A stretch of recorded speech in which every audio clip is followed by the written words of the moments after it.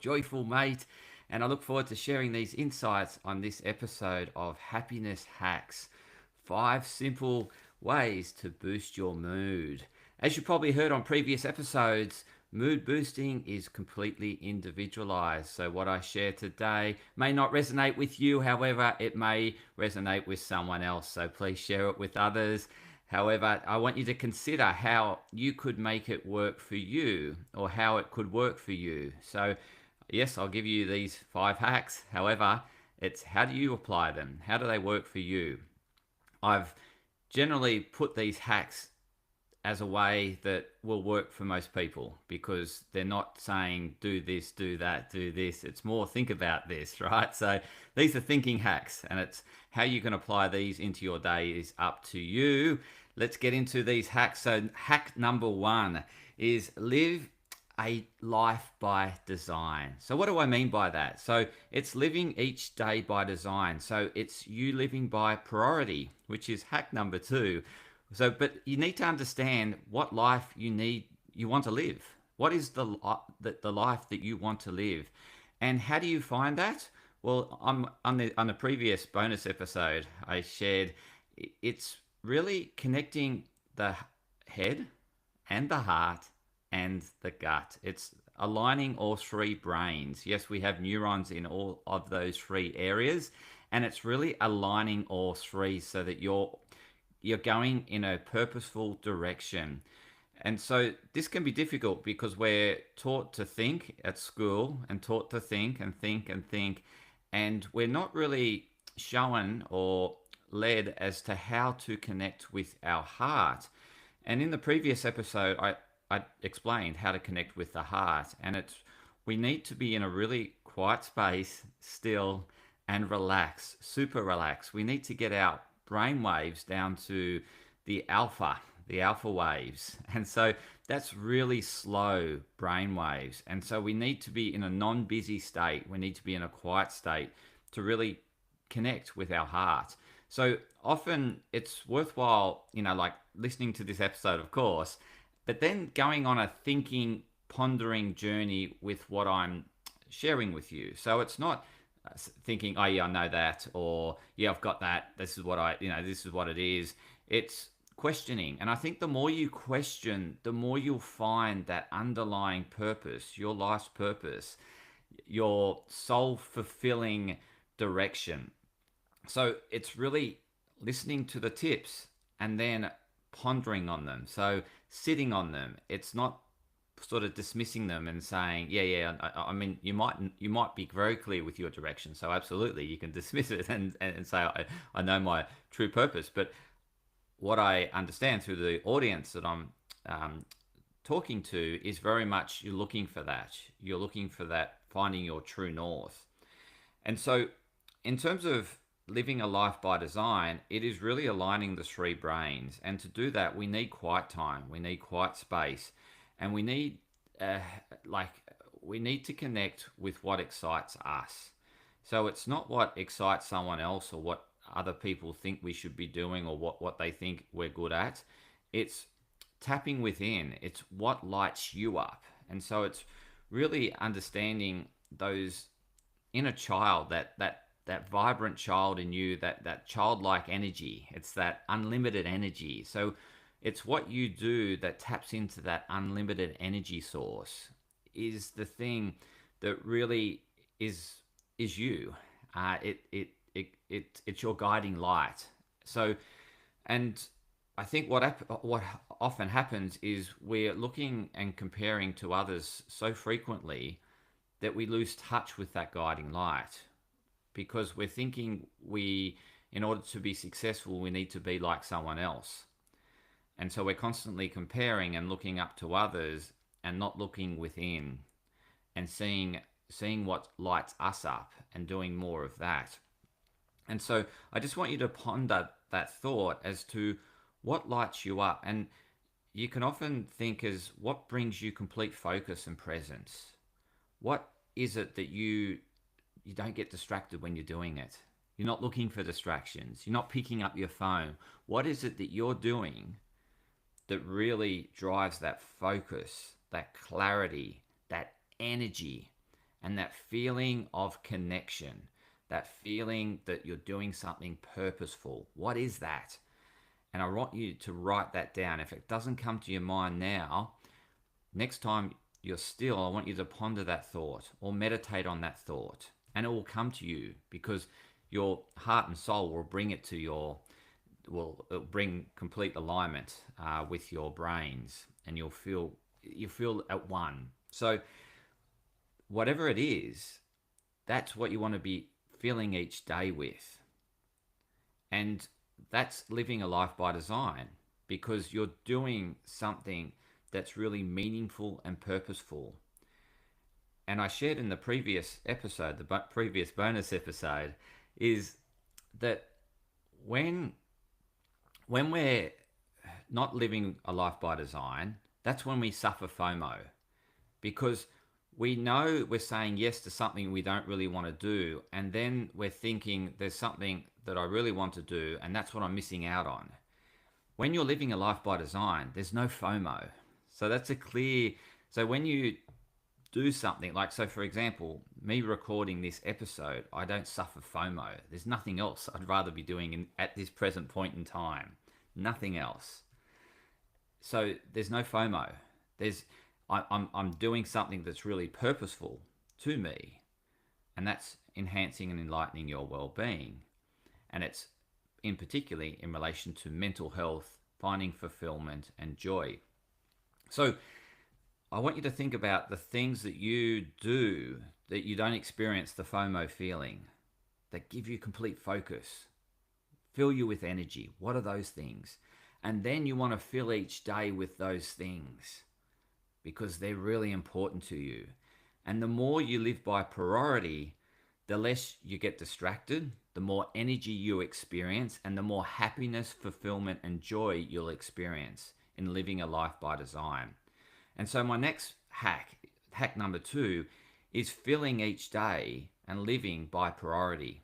It's not sort of saying yes to things that you don't want to do at all, because your day's filled with the things that you love. And there's nothing else that you want to have in that day if you're living by priority. And so it's filling each day, doing the things that inspire you, that bring you energy, that bring you focus, where you don't suffer FOMO. Okay, so live each day by design is the second point. First of all, you've got to understand what lights you up, and that was the first hack. The second hack is putting it into your diary and doing it every day. The third one is be aware of what you're feeding your mind.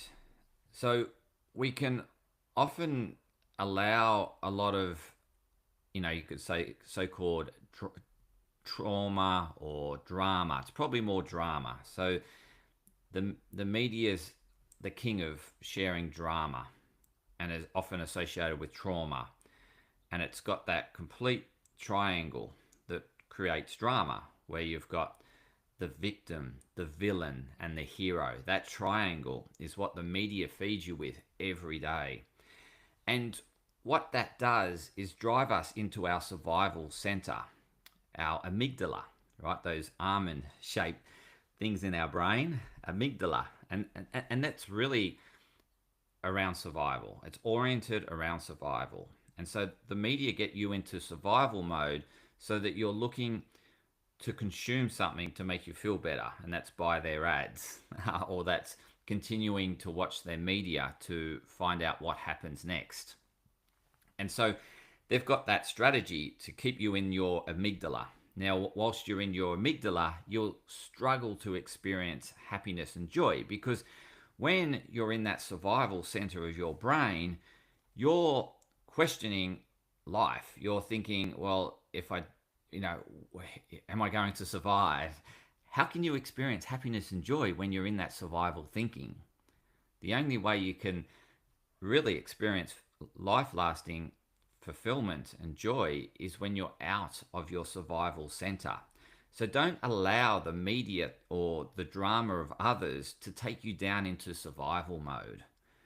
So be really mindful as to what you're allowing into your brain. So, for example, don't just turn the TV on as a result of habit. you'll often feed your brain with a lot of drama, a lot of trauma, a lot of stuff that puts you in survival mode that ultimately makes you unhappy and feel unfulfilled and that there's something missing and it's just not right. So what you want to do is orientate your environment so that you can maintain that bubble of joy and fulfillment. And the way you do that is be more mindful of what you allow into your mind. And so if there's people in your life that's constantly sharing drama, spend less time with them. If they don't make you feel like, if you don't feel great around them, spend less time around those people. If there's something that you watch or listen to that you don't feel great, that makes you feel uneasy, uncertain, unsettled, insecure, then do less of that. So really watch and protect what you put and allow into your brain, or allow into your senses that feed into your brain, that will affect how your brain operates and how your heart runs and your gut. So it will really affect your whole nervous system, is the environment that we allow into our space. So provide that protective space by doing less of the things that intrude on that space, that make you feel uneasy and unsettled. So that's point number 3. Be aware of what you're feeding the brain. And I guess an add-on to that is feed the brain with the things that bring you fulfillment. So do more of the things that fulfill you, and that's living a life by design and priority, and that is more fulfilling, and that will bring more joy and fulfillment and happiness into your life. The 4th one here is a real challenging one. I've got look for the hidden order. So I've shared in a previous episode, life is what happens. And I came across that quote through my trip to Uganda, and my mum was sharing the John Lennon book that she read. And one of his quotes is, life is what happens. And often we project a fantasy view, or we have a fantasy of how life should be. And that sets us up, those unrealistic expectations sets us up for disappointment, for the lack of joy, for the lack of happiness. So when we allow people to be themselves, we allow the world to be itself and to do what it does, then we don't have these unrealistic expectations on other people or the world. And therefore we feel that we're not being disappointed. There's no disappointment. And so we often set ourselves up for disappointment when we have these unrealistic expectations on others to behave outside of who they are, and the world to do things that we that aren't idealistic. So the world's not idealistic. Idealism's fantasies. The world and people are all about maintaining this sense of balance. And so there's an opposite to me that's probably sharing opposite views to mine, right? And that's complete order, that's complete balance. And so I appeal to those that resonate with what I'm sharing, and someone else will appeal to other people that don't resonate with what I'm sharing, that resonate with the other person. And that's complete balance and complete order. So point number 4 is really around looking for the hidden order. So when you think something's unfair or someone's disappointed you, look at the benefit of what's happened to you and what is important to you. And then if you look at all areas of life, you will see that it served you, that there was some benefit. You didn't see it at the time. We judge it. We're too quick to judge. And that's that survival brain kicking in, because we judge really quickly and we look to see whether it's good or bad. And then we form that judgment. But it's got both. Everything's got both. It's got good and bad to it. So there's complete order to it. It's just the way we perceive it. So what you want to do is question your perception if you witness something that you perceive as disappointing or unfair, and look for the counterbalance. So I do that all the time. When I spent all day yesterday trying to figure out my camera on my computer and why it wasn't working, and I could have said, "Oh, why does technology have to let me down, and why is it unfair?" But then if I looked at it in perspective, I had the computer for 3 years. The first time I encountered this issue, and I wasn't grateful for the computer running as it should. Or you get what I mean. So we often take things for granted, and what the that breakdown in the computer made me grateful for the 3 years that I had where the camera was working, and I had one moment in those 3 years where it wasn't, and I could just focus on that one moment and say, "Oh, the computer's rubbish," and the whole I don't like the computer and all that sort of stuff, and really bad name the brand, for example.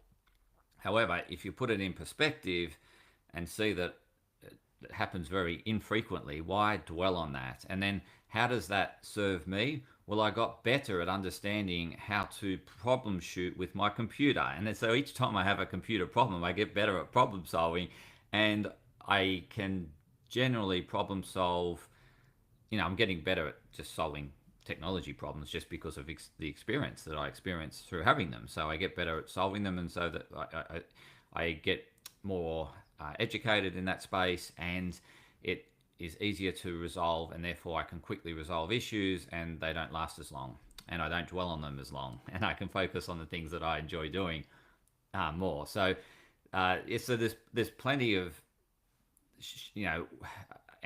so the big thing it really brought to me was appreciation for what the device has done for me for 3 years, and how I was able to get help access so quickly that day, which was yesterday. It was close to New Year's Eve, and the person was really good at what they do, and they helped me through it. And yeah, it was actually a nice experience. And the fact that I've got the camera working today, I'm sharing this with you, is awesome. So so often we can be just so things can either teach us something. They can teach us something. If we haven't been grateful, they can teach us to be grateful for the way things. Because often we get complacent with people and the things that people do for us, and it's when they don't do it, it wakes you up to be grateful for the times where they help you. But you need the unhelpfulness in order to appreciate the helpfulness. So I hope that makes sense, because sometimes we can just have these expectations. Like I had this expectation that my computer should always work, the camera should always work, there should never be a software or firmware issue, and all that. And that's unrealistic expectations, because as you know, with anything over time, disorder prevails. So if you're not constantly putting work into your body and looking after your health, disease will arise. And that's a law, right? So if work constantly needs to be put in order to maintain order. So for example, if you want a clean house just doesn't appear. What happens is a house becomes disordered over time and requires work to bring order to it, and then it goes to disorder again. Then you've got to put work in. So unless we're constantly putting work in to something, such as maintenance or whatever it is, then disorder will prevail. So I need to put more time into making sure my computer stays updated with firmware updates and things like that in order for it to work constantly. If I'm not doing that and making sure that the updates are going through, then yes, disorder can prevail. Yes, I can have a problem. So it's really important that you look for the hidden order as to how something that you see is disappointing or unfair, how is it serving you? What is it waking you up? How is it educating you? So there's always a lesson to be learned. And that's how you want to see life, is everything is there to teach you a lesson. And it's, what lesson am I going to learn today? Yesterday I learned about how to problem solve a camera, the internal camera on my computer. So that was yesterday's lesson. Today I'm sharing insights with you. And point number 5 aligns with probably what I've shared above, and it's very much express gratitude, okay? And when I say express gratitude, it's true gratitude. It's being able to be grateful for the things that didn't go your way. And that's point number 4 is see the hidden order in what's happened. So what did it teach you? What did you learn from it? What did it wake you up to? Did it wake you up to more appreciation? Did it give you more insight in terms of who that person is, and that they're not this superhero, they've also got a villain. We all have a hero and villain within us, right? We're completely balanced. We're not just a one-sided being. The world's not one-sided. There's two sides. There's complete balance. Yin and yang's always there. Yin within yang and yang within yin. It's in a dynamic, evolving state, and so is us. We're in this dynamic, evolving state. We're constantly growing, and things are there to teach us lessons to enable that evolution of us. And so, express true gratitude. So there's things that will support you that are easily to express because that person helped me. Oh yeah, thank you. Right? That's ease. That's ease gratitude. That's simple gratitude. But real gratitude, true gratitude, is being able to say thank you for the things that you've found challenging, difficult, unfair, disappointing. That's true gratitude, to be able to thank those things. And the way you can thank those things is, as I shared before in point number 4, look for the lessons. What did it teach you? What did it wake you up to? What did you learn? What insights did you gain? Did you learn something else about that person? Did you learn something else about the world? What did it teach you? So recently there's been some news about a horrific airplane, horrific, that's what the media labeled it as, crash, right? And then you think about how many times you've been on an airplane and how you take it for granted that that plane flew you safely from A to B, when accidents can happen. Birds can fly into engines anytime. And so life is what happens. We don't know, right? We don't know what's around the corner. But what we can do is express gratitude on a regular basis to appreciate what we have and everything around us. And the more we can express true gratitude, the more we can experience connection and oneness with the world and everyone. So that's my 5 hacks. And if you've got any questions about those hacks, or if you want to learn more insights or get some more help around applying these hacks to your life, please reach out to me, your Joyful Journey mentor, Anthony. I'd love to serve you and help you along your journey to find more fulfillment and happiness. Until next time, continue to experience joy.